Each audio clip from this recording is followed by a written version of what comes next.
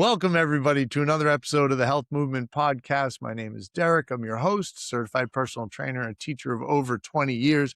I have another awesome guest with us today. But before I introduce him, I just want to reiterate that I'm not a doctor.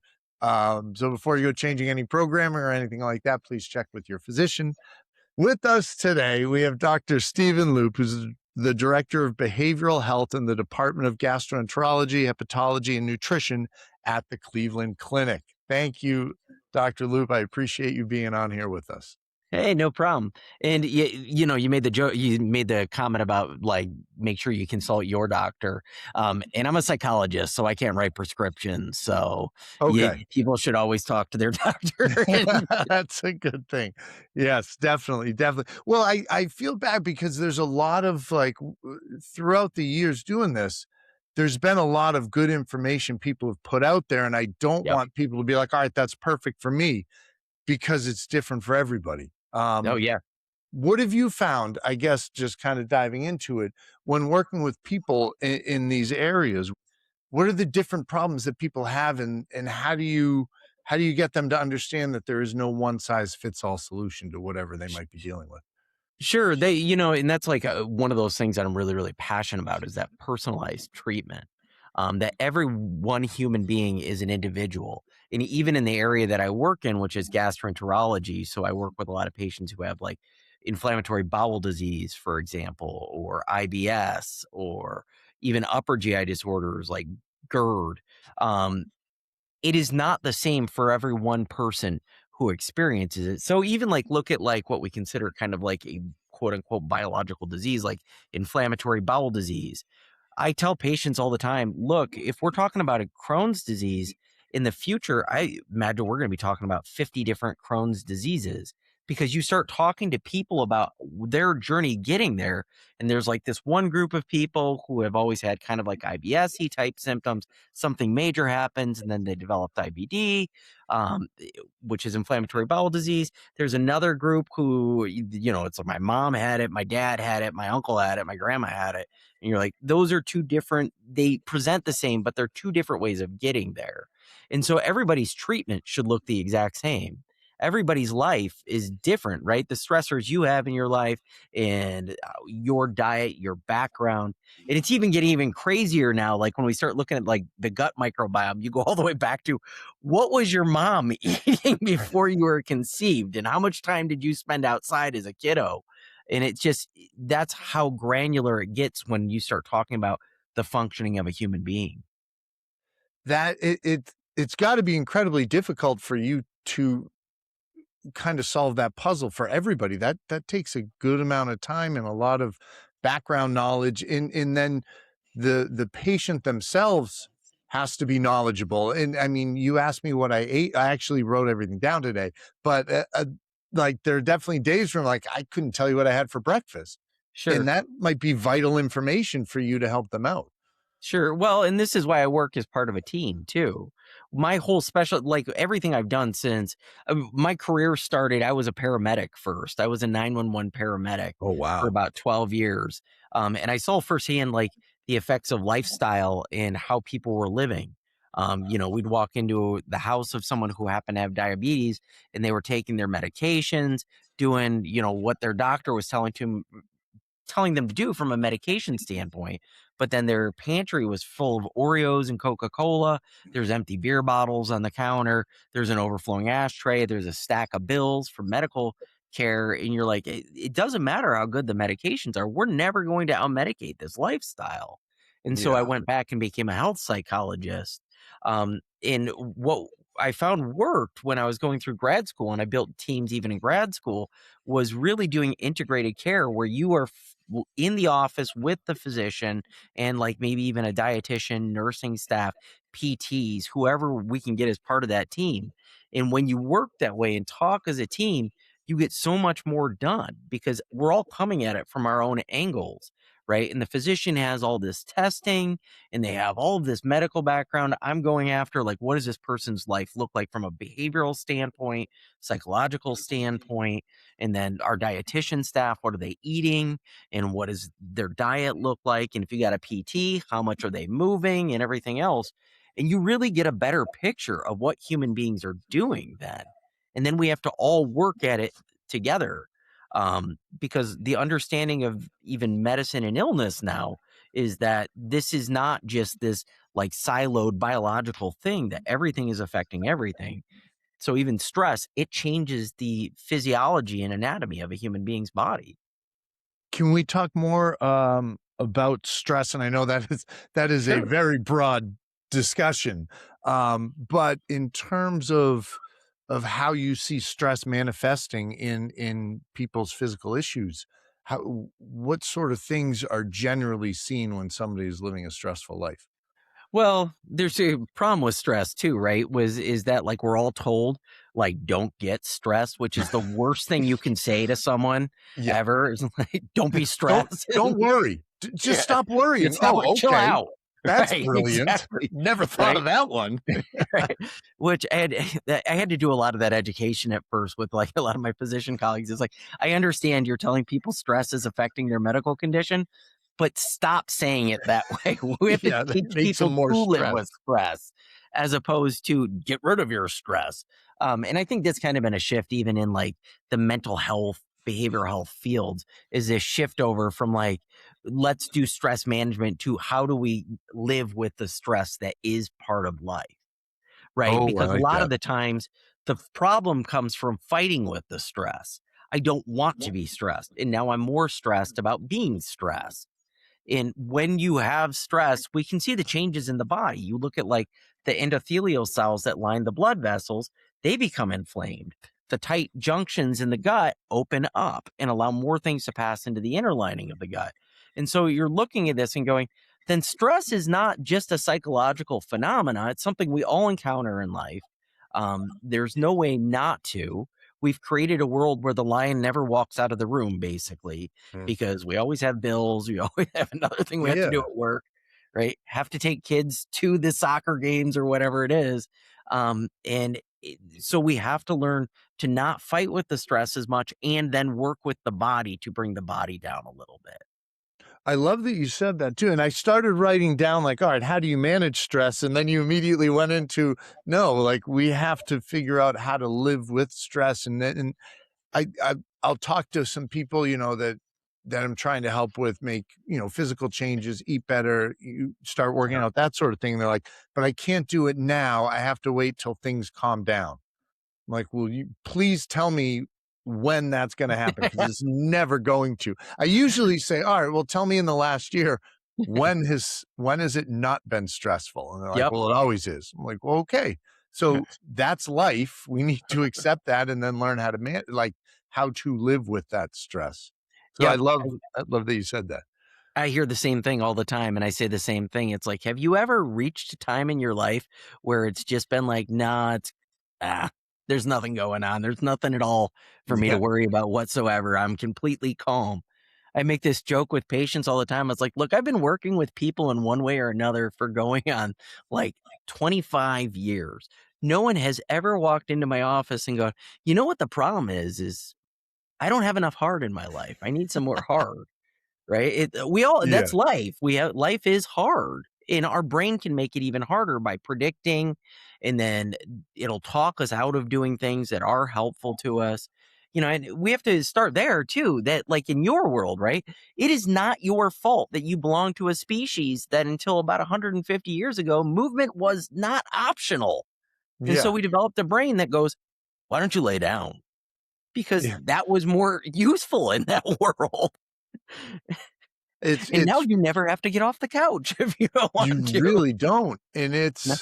it's funny when people say like, "Oh, I don't have the energy to work out," and it's like, well, you don't have the energy to work out because you don't work Don't out, work like, out. you have to build that momentum, and it's people fight with you about, "I just don't have the motivation," and what, 5-10% of the time you truly have motivation, it's momentum, Yep, you gotta force yourself to get started, and then it's easy, because once you get going, once you get moving, it's like starting a book. How often does it sit on the nightstand? But the sure. second you pick it up, you read for an hour and you don't even realize it's gone by. So I mean, so how, what are, do you have suggestions for people that, are having trouble living with stress, things they can do? And I know this is a generic sort of situation. Sure, there's a ton of things we can be doing, and most of us know the things that are good for us, right? And most of the things that are good for us will help with stress. Physical activity is a great one. It is probably the least prescribed antidepressant and anxiolytic, so anti-anxiety medication we have. And it's just as effective if you look at like some of the old studies on like depression, it was just as effective as Prozac for low to moderate depression.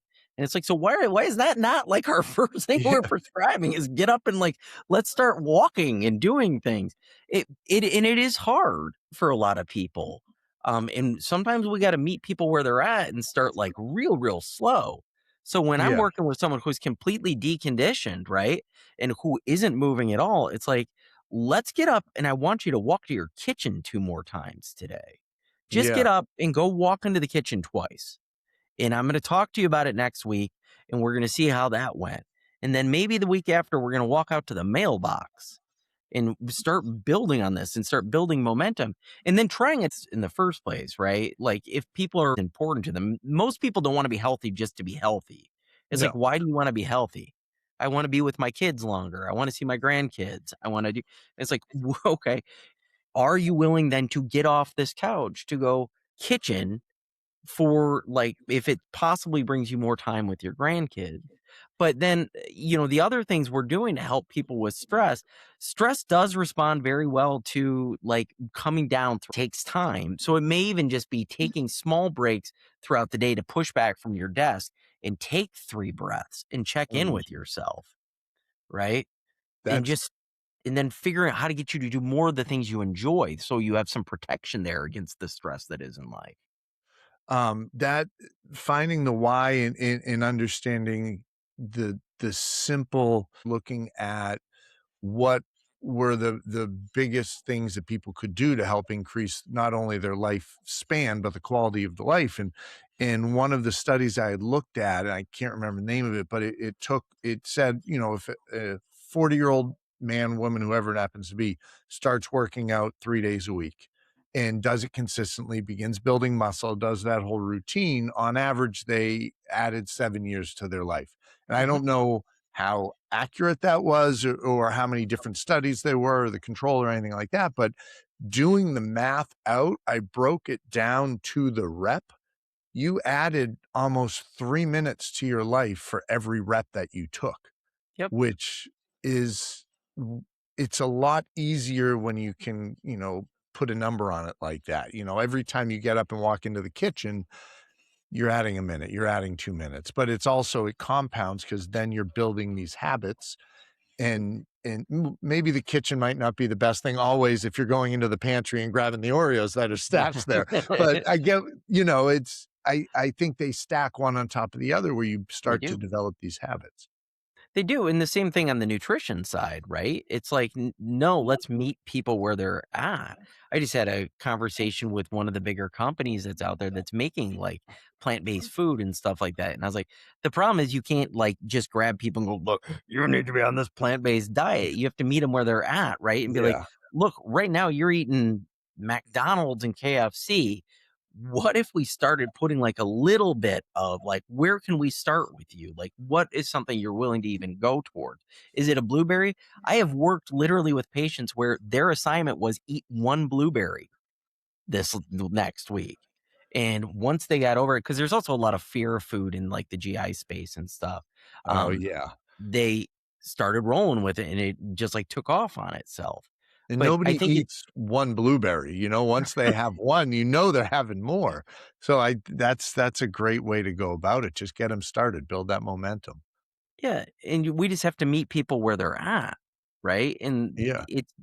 I know that we want to get them there, and it's so hard, I think, when we want so badly to help people to not jump into that and be like, "Look," and it's like, Yeah. "No, let's start where you're at, and let me get you to move just this much so we can get you moving towards this bigger goal." I remember talking with somebody who they would eat a sleeve of cookies, almost every day, if not every day, and they're not giving up a sleeve of cookies right away. I'm like, "All right, Why don't you have three-fourths of a sleeve? Let's work on cutting it back to that. Yep. And then eventually, and I think people get stuck with the fact that it's a long game. You're not going to get the result tomorrow. Yep. But if you build the small little adjustments 2, 3, 4, 5 years down the line, you're going to be a completely different person than you are today. And it's tough. We love the instant gratification as much as possible, but it's a long life. And if you can see that longevity piece in it, it makes it a lot easier.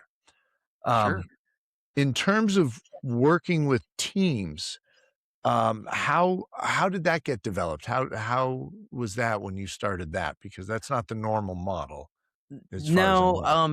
the model came out of primary care in pediatrics. Pediatrics are always better than the adult world. I mean, our world, I always feel so bad for the kiddos. Like they get to like 19, 20 years old and they leave like the room with like the balloons and all that Oh, and stuff and all get the dropped into the toys. white Yeah. sterile room. It's probably why um, I stayed with my pediatrician till I was like 22. He's like, "Derek, I think it's time to get an adult doctor." I was like, "All right, fine." all right, that's what you say, right? But yeah, and so we started doing it in primary care where I would just and I changed the way we were doing it a little bit too. When I was in graduate school, I worked in this federally qualified healthcare center where we were doing like we had an office and the doctor could kind of send him over to the psychologist and stuff. And as a paramedic, I was like, I don't want to sit in an office all day and just wait. I want to go like sit out there with everybody and like cut it up and talk and like Yeah. just found that if you do that, you can listen to these things and start interjecting. Like the doc comes on there, I can't get this guy to quit smoking. I don't know what I'm going to do. And it's like, hey, do you mind if I go in and start talking to him and see what I can do? And they're like, oh, what's psychology going to do? It's like, well, that behavior change is kind of like our gig. That's Yeah, what we yes. do. And so we started doing that, and then it got moved over. I got moved into like some specialty clinics, and I started doing it with like pulmonology and cardiology. I went off for my internship, which is kind of like residency for psychologists at the University of Florida Hospital. Started working with the pain team there, and then got very involved in the transplant team. And we just kept building these things. And then I got hired at the Cleveland Clinic. They had posted they were looking for a pain clinic, and they're like, no, that'll work. Came over to the Cleveland Clinic and we reproduced it. Same thing there, where I'd take my laptop and just go sit in the hall and listen and talk to the patients, go in and just start talking to them, introduce myself, say, I'm the GI psychologist here. We want to make sure we're taking care of you as a whole. And patients loved it Oh, at that point. absolutely. And it just started building and building and building to the point now where we do work very closely with like even our pelvic floor PTs, my dietitians. We have two dietitians that are directly part of our team who I work with very closely. I always make the joke with them that they're my boss and they have to tell me what I need to get patients to do before I can get them to do it. And the same thing, even with like the, physical training staff and stuff, any of the gyms and whatnot. I love working with like the people that are involved in movement. One of my favorite things to do was to work with PT when they would call me up and be like, Dr. Lupe, we can't get this guy up. And I'd be like, okay, here we go. Let's try to see what we Good. can do. Um, So and so, what's Oh, sorry, go ahead. no, go ahead. I was just gonna say a lot of, you're changing people's behaviors and habits. What's the process look like when someone needs to change a behavior in time frame, and how do you go about doing that? It depends on the behavior. There are and it depends on the person and how deeply embedded it is. Yeah. People do things because they work, right? And this includes even like our thoughts. If you're looking at thoughts as behaviors and our stories about ourselves, at some point that story worked for that person. And so it may be really, really well ingrained. Um, you start thinking about like people that are carrying around negative beliefs about themselves, right? If I come out of a really chaotic environment that's kind of abusive and stuff, and I develop a story about myself that I'm trash, that makes the world make sense. Mm. And so now I don't have to worry about I don't wonder why people hit me or like don't want me around. It's, oh, I'm trash. And so that behavior of like them putting that into it and seeing through those lenses is going to be really, really hard to put down. Some of the other ones though, like you start working on like some of the dietary changes, like that patient I was just talking about with the blueberry. Once she saw that it wasn't as scary She thought it was because she was really scared that the blueberry was going to spur on her GI symptoms and she was going to spiral out of control. That, those behaviors may not take as long to change. And so it really just depends on what the person's doing and how well this has been working for them. The other thing is that I always say is that people want to regress back to the things they were doing before. So I never discharge people, right? I'm Yeah. always part of their team and in the background waiting. So even if we get things going, this person's now doing some relaxation practice or meditation practice. They're, feeling better about themselves. Physical symptoms are better. I'm just like, hey, look, I am so happy that things are working for you and you are doing so much better. We've done so much work on your diet and everything else. Go forth, go live your life. Just know I am here in case there is something else that comes up. And if they start regressing back, we can catch it and go, wait a minute, what were those skills we were Mm. working on? And how do we get you back into that place you were where you were feeling better? And do you look at triggers and things that might have caused them to regress? Of course, yeah. And a lot of times that is stressors from life. Or in the case of like some of the other disorder, like inflammatory bowel disease, they may just have a flare of it that we can't really account for why that's happened. Um, but the gut, like most things, is affected by everything you are, everything you've ever done, everything that you experience, right? So if life is throwing you all these things, you stop sleeping, diet slips back a little bit. You maybe like you go to a party even and have like one too many. It affects the gut, it affects the whole body, and that can kind of start this slide backwards. And so we do have to look at those things. And we have to even practice some forgiveness of ourselves. Like I was doing so Yeah. good and people beat themselves up. And it's like, is that getting us where we need to be? I see that like it's there. That we want to jump into that beating ourselves up. But what do we need to do to get you back over here? Um, and so That's it really depends. that's been a recurring theme with a lot of guests is getting to the point where you can be nice to yourself, which is not always an easy thing to do. We are our worst critics. And, Yep. I think back to even like my athletic career, and I can remember every negative play on, so like if I should have caught the ball or I missed a Sure. shot that I shouldn't have missed. And I don't remember the all the good that you do, or that I do. So it's tough. Yeah, But it, giving yourself a break is definitely okay in a necessity. It's hard because we're tribal creatures, right? We come out of these tribal like backgrounds as like you go back to like prehistoric man, and it wasn't as useful to like acknowledge our good behavior. It was much more useful to develop a brain that monitored our bad behavior so we didn't get kicked out of our tribe. Mm. Because if you live on the Serengeti and you get kicked out of the tribe, Yeah. things are gonna go bad. And so we Yes. developed even like a part of our brain called the facial fusiform area. Its only purpose is to see your face and try to figure out what are the emotions you're having about me. And so we have this terrible self-monitoring talk, and we see the negative over the positive. Like I think I saw a study. The last one I saw was like 4-1, because the negatives. Evolutionarily, if we missed the negative, we died. If we Mm. missed the positive, there was more of a chance we were going to see it again. So if you missed a bear, is a bad thing. But if I missed a blueberry bush, chances are I'll find food somewhere else. And Yeah. so it's hard, and I think that a lot of what I do with people even is trying to get them to understand that a lot of this is not your fault. This is just the way our brain works. Your brain's going to predict the worst case scenario. And thank God it locks for our front doors. However, we have to see that as a tool and figure out how to see it while it's happening so I can go, is this the tool I need to use right now? Or do I need to just see that as a thought and practice some skills, like even some mindfulness skills of just observing it, going back and forth and seeing that self compassion? One of the self compassion exercises I do with people frequently is I'll go make them get a picture of themselves when they were little and go ahead, say you're a loser to that kiddo, Ah, right? yeah. It's hard to do when you're looking at a kid Yeah. and it's the same person. There's something I saw where it's like I do what I do for two people, the person I was when I was 8 and the person I'm gonna be when I'm 80.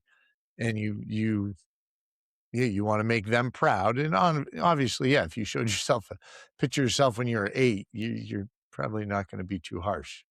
Yeah, That's a good strategy, I like that. and it's One for thing I've noticed, and, maybe you can speak definitely better on this, but the brain kinda notices the things you focus on. So if all you have are negative thoughts in your mind, you're going to notice all the negatives that you have. And the thing, we're not perfect. We're going to make mistakes throughout the course of a day, but it doesn't mean it's a bad thing. It doesn't mean that you failed or whatever you want. I think back to I teach during the school year and I paint houses during the summer. And I got to tell you, once I start by, I'd be like, oh, and then I look at the lines on the ceiling and I'm like, I didn't paint that, and you see, like, the previous colors bleeding onto the ceiling, so my mind was so in tune to all of that, and it's just I feel like that's the way the mind works with the sure. negatives. Sure. Well, I mean, it's this whole idea within the nervous system is use it or lose it, right? And so Yeah. if we start using a track and we get better at using it and using it and using it, it becomes more automatic to us. And so this is why some of those thoughts just start popping up. Um, and man, we will be mean to ourselves. We will be meaner to ourselves than we ever would anybody else. Yeah. And that's hard because once that cycle starts, it can get very, very ingrained. And we start using it a lot to make the world make sense a lot of times as well. So I'm sure there are definitely patients that it's tough, seeing their struggles. What are some of the success stories? And definitely, obviously don't use names or anything, but Sure. I'm sure you've seen some incredible transformations throughout the years too. Sure. Yeah. We've seen, a ton of it was really interesting. I don't know why my mind went here, but we had a couple patients that came out of this, right? Right post COVID. COVID was such an interesting time working with the population I work with because a lot of those patients did not see the lockdowns as a bad thing. It was Mm, all of a sudden like, now I'm safe. Right? No one's gonna ask me to go out to a restaurant. No one's gonna ask me to go out. I don't have to worry about restrooms anymore. I don't need to do it in like life shut way down.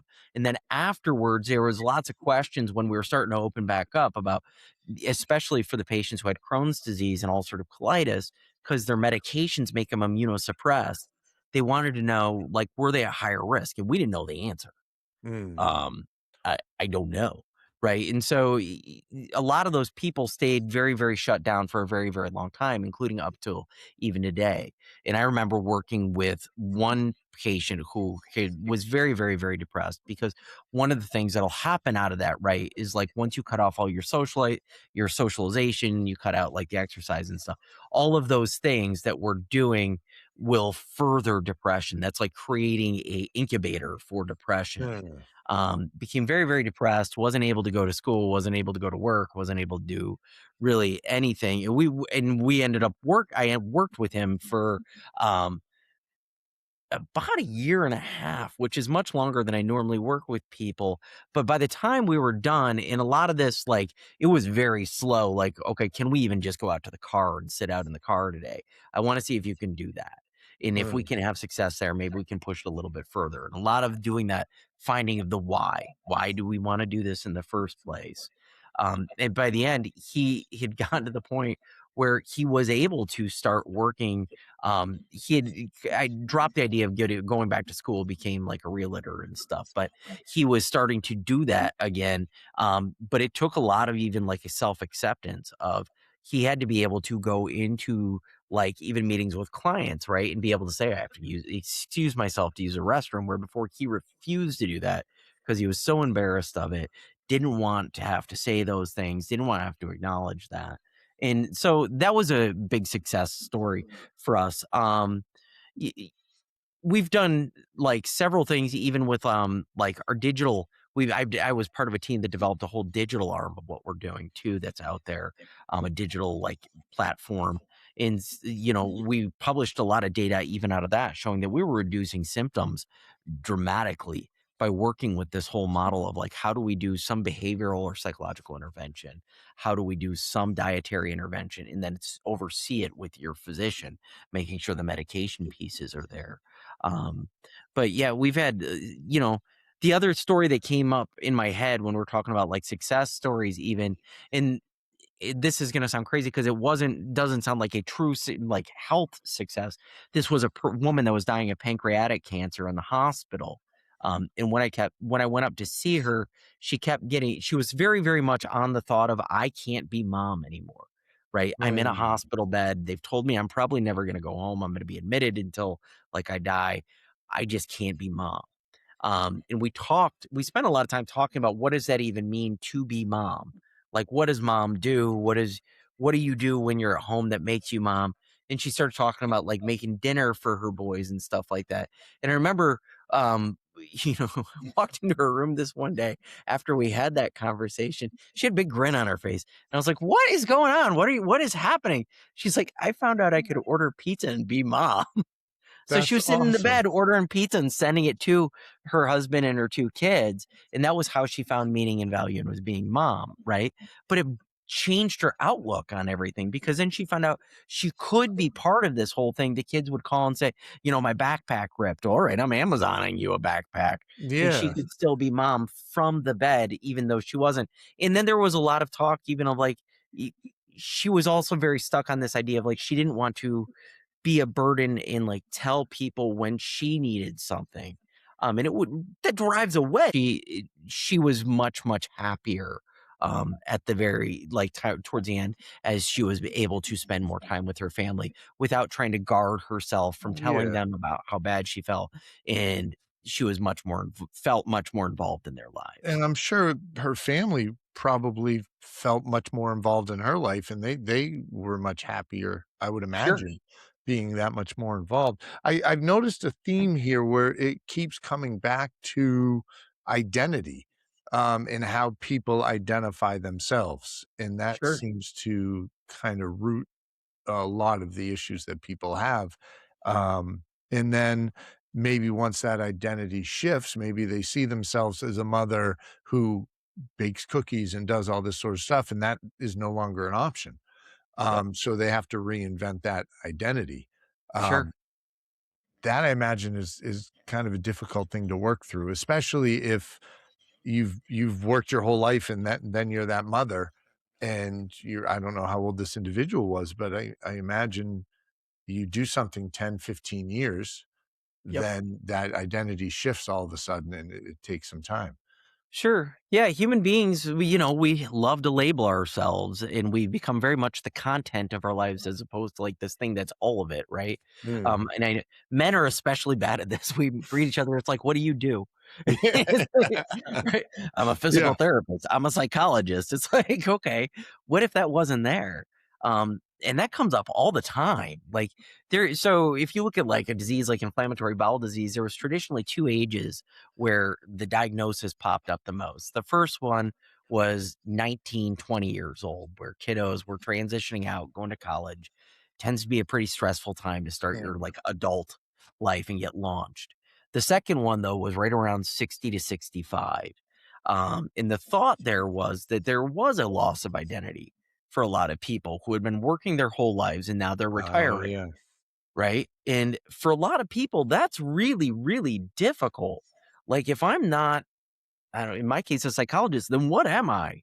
Right. And unless we spend time building out these things, and it's especially hard if like there's like patterns of behavior, like workaholic type patterns of behavior where people invest so much in their job that not, Can't do it. I'm gonna be very nervous. I'll tell you that much. I think I because I have understand that. 3 months, maybe it's not hitting me yet, but I know the people who are helping me, I trust, and they've gotten there themselves. It's kinda like I love my mom, but I'm not gonna ask her for mechanic advice on my car. So, it would be like asking her and she tells me what to do, I'd be like, but if, Yeah. I go to the mechanic and he tells me what to do, I'm gonna be like, "Okay, that's the plan, that's what I need to do." Love you, ma, don't worry. Well, and that ties it back to that whole individualized thing, right? Because Mm, you could listen to like every podcast in the whole world, you could read all these books, but it's not the same as like you saying, I have a team I trust who are working with me, who know me and are trying to get me to this goal. yeah. Yeah, so it's, that whole identity piece is big. is big. Yeah. Wow, I didn't 40 minutes went by pretty quickly there, Steven. I know you probably had a long day, and I don't wanna keep you any longer, but, um, is there a piece of advice that you could give to any of the listeners here that you think might be helpful? I think, the hardest thing for us to do is to try to create balance in our lives and to try to work with who we are and what human beings are.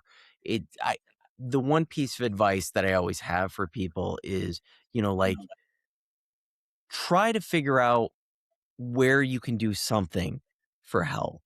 And don't be afraid to ask your team for help. Yeah. And teams don't necessarily have to even be like these like huge things like doctors and stuff like that. They can be like ask your friends for help.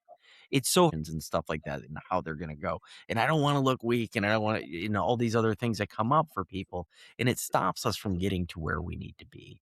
And so I really do encourage people to like kind of catch that and do whatever they can to try to work with their body to get them to at least start moving towards health.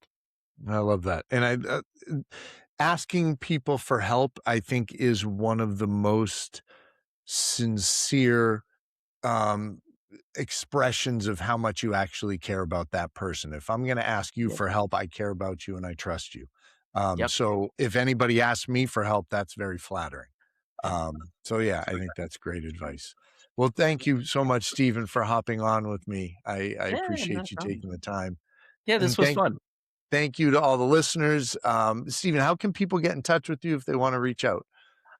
Probably the best way, I was thinking about that. I was like, I don't know, I'm gonna answer this anymore because I'm not really on social media so much. LinkedIn? It's on LinkedIn, right? I'm on I LinkedIn. did find you on there. I sent a request earlier. LinkedIn or my Cleveland Clinic site. The Cleveland Clinic site, if you go to Cleveland Clinic and you can search providers, you can search for me. There's a video of me up there talking about what I do. And there's some contact information up there. Okay, If people awesome. have and they'd want to reach out to me. I'm always happy Awesome. to talk. Well, thank you, Stephen. I appreciate you taking the time. Yeah, not a problem.